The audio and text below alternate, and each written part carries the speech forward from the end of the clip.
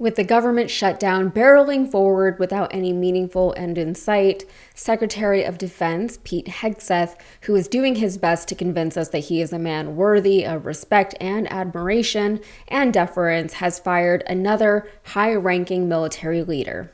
Active duty troops, that's just under 2.1 million people all around the world serving in every different kind of job you can imagine, are not getting paid as of today, in addition to another 400,000 civilians who are working but also not getting paid today. So that's getting the majority of the attention. Now, you mentioned the National Guard. Why that's so critical right now is a number of these National Guard troops, including here in D.C., including the ones that are going down to begin their deployment in Memphis, they are being paid by federal money. That's known as Title 32, or federal active duty pay.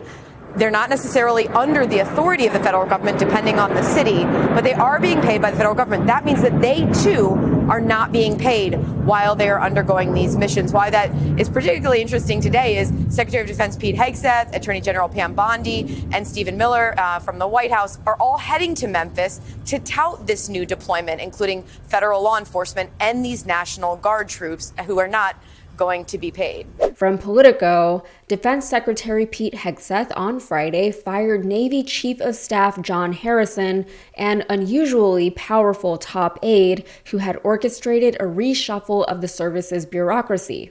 The Pentagon, in a statement, confirmed Harrison's departure. He will no longer serve as Chief of Staff to the Secretary of the Navy, it said. We are grateful for his service to the department. After we all saw Hegseth and Trump put on a weird non-rally with the highest-ranking military officers, the message was clear. Get in line or get out, and if you don't get out on your own, we will push you out. To our enemies, F-A-F-O.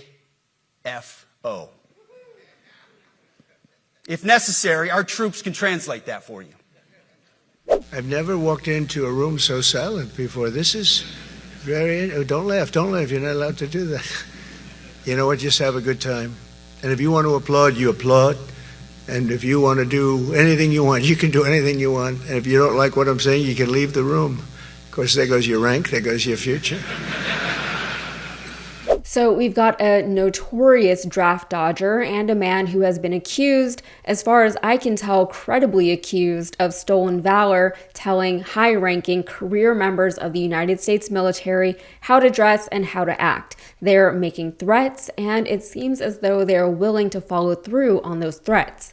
The irony is that in the effort to seem big and bad and strong, it not only is making our military look weak, it is actually weakening our military. But in Hegseth's mission to convince us all that despite being unable to do a single pull-up, he is the paragon of masculinity that all of our military leaders should aspire to, he reminds us time and time again that he is, as he has always been, just a TV guy. He posted this to X on Tuesday with the caption, "A day in the office with America's finest." And you can see that Hegseth is cosplaying as a soldier in the midst of battle. He's shooting at someone or something from a helicopter. He's dressed in the whole getup, and I'm sure he got his makeup professionally done for this photo shoot. Unfortunately for Hegseth, no amount of cosplay or pew-pew photo shoots are going to convince the general American public that he wasn't a DEI hire. We've got to make the military white again, after all. I mean, I'm assuming that that's why he's insisting that members of our military be required to shave their faces again. Remember when we just had a black Secretary of Defense? Times were wild. We need to undo all of that and get it white again. Although you might not actually remember that we just had a black Secretary of Defense during the Biden administration, and I don't blame you for that.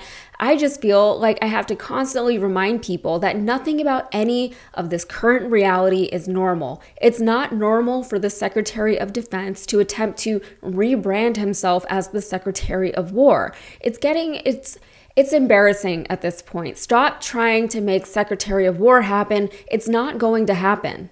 It's also not normal for the Secretary of Defense to be so woefully unqualified for the role, nor is it normal for the American people to get such regular updates on his work. We don't see the Secretary address every high-ranking member of the military in a meeting that is broadcast to the world normally, mainly because nothing like this has ever happened before, mainly because previous secretaries and even regular everyday people understood that doing so was incredibly costly and risky and incompetent. This is the guy that brought us Signalgate, let us never forget. So a popular coping device or crutch in times like these, I remember this was big back in 2000 when George W. Bush got elected, but you would hear this all the time. It's the idea that even if the person at the top is less than qualified or doesn't inspire a ton of confidence, at least they're surrounded by people who know what they're doing. Those actually qualified and competent people, they're the ones who will be able to guide the questionable leader onto the right path. They're the ones who are actually governing the country and leading the nation, to the point that the questionable leader is really just a figurehead. He's the public face that they can use to rally support for a cause. Unfortunately for us, George W. Bush let himself be guided by Dick Cheney, and the rest is history. We all know how that went. And Trump, while his absolute worst impulses were tempered by people in his immediate circle during his first presidential term, he has made it abundantly clear that he would rather have less checks on his own power imbalance. There are still some in place that do help to slow down the rollout of his agenda, but he's not happy about those, and he will tell you that he is not happy about those. He's put sycophants and television personalities, utterly unqualified individuals, in positions of great power and authority with no concern for what that would mean for the departments that they lead, and it's almost as if that's the point. This is something we've seen throughout history with authoritarian regimes because they always believe that loyalty is the most important thing, but ultimately it usually backfires on the administration. But the damage that's done in the meantime is nothing to scoff at. It can devastate government institutions as well as individuals and families. I will say, though, that there is something of a ray of hope that I can see, as there is oftentimes something of a snapback effect after the authoritarian has been removed from power, however or whenever that happens. It may feel as though Trump and his administration are dismantling every part of our government to the point that we will take a very, very long time to recover from this moment in our history.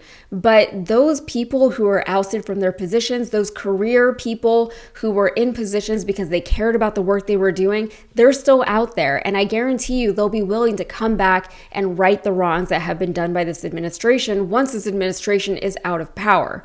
But one could also look to Brazil for inspiration. After decades under different versions of authoritarian rule, they've elected a progressive leader, then they tried and convicted the old guy, and they're well on their way to rejuvenating their nation, their reputation, their government, their identity even. And here in the United States, a smaller, more local version of this can be seen in Oklahoma right now, where the far-right, Bible-obsessed superintendent of education for the state was ousted from his position, and now the state is moving very quickly to basically undo everything that he enacted during his tenure. All that to say that these are strange, uncertain, and even dangerous times, but they won't last forever. I can't even imagine that they will last much longer. Things as they currently are simply not sustainable. We choose how we want to move forward from this point, which side we want the pendulum to fall on. And I don't mean left or right as far as political parties or anything like that. I mean authoritarianism, or I mean democracy.